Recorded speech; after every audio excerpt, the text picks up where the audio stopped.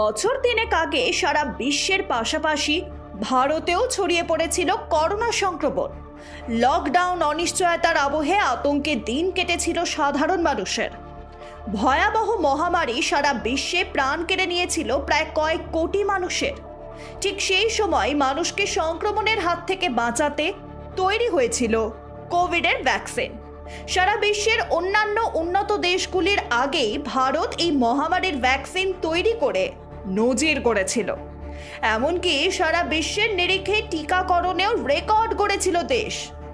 এরপর আস্তে আস্তে কমে আসে করোনার সংক্রমণ, কিন্তু তার মধ্যেই একটি খবর ঘুম কেড়ে নিয়েছে সারা দেশের মানুষের, আর তার পেছনে রয়েছে কোভিশিল্ড টিকা।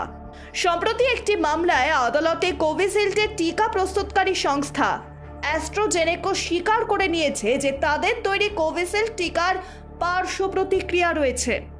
ওই টিকা প্রস্তুতকারী সংস্থা গত ফেব্রুয়ারিতে আদালতে একটি নথি জমা করে জানিয়েছিল তাদের তৈরি কোভিশিল্ড প্রতিষেধকের কারণে বিরল রোগ থ্রম্বোসিস উইথ থ্রম্বোসাইটোপেনিয়া সিনড্রোম বা টিটিএস-এ আক্রান্ত হওয়ার ঝুঁকি রয়েছে।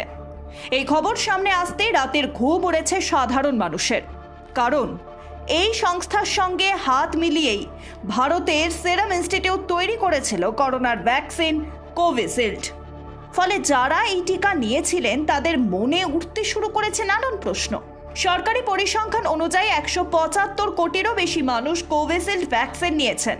তবে কি তাদের সকলের শরীরেই এই টিকার পার্শ্ব প্রতিক্রিয়া দেখা দিতে পারে? সেই পার্শ্ব প্রতিক্রিয়াই বা কী ধরনের হতে পারে? ভয় নেই, সমস্ত প্রশ্নেরই উত্তর দিয়েছেন চিকিৎসকেরা।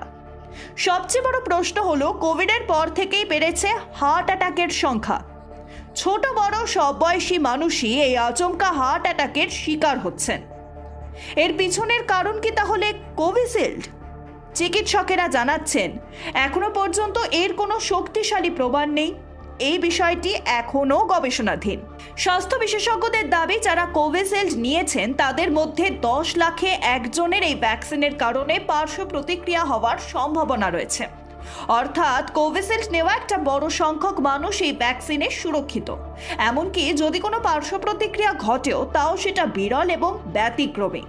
বিশেষজ্ঞদের আরও দাবি, এই ভ্যাকসিনের পার্শ্ব প্রতিক্রিয়া সর্বোচ্চ 6 মাস পরই স্পষ্ট হয়ে যায়। এক্ষেত্রে ভ্যাকসিন নেওয়ার পর কেটে গিয়েছে প্রায় 2-2.5 বছর। ফলে এখনো যখন কোনো পার্শ্ব প্রতিক্রিয়া দেখা যায়নি, ফলে আর কোনো ঝুঁকির সম্ভাবনা নেই। Bureau report, Ritam Bangla.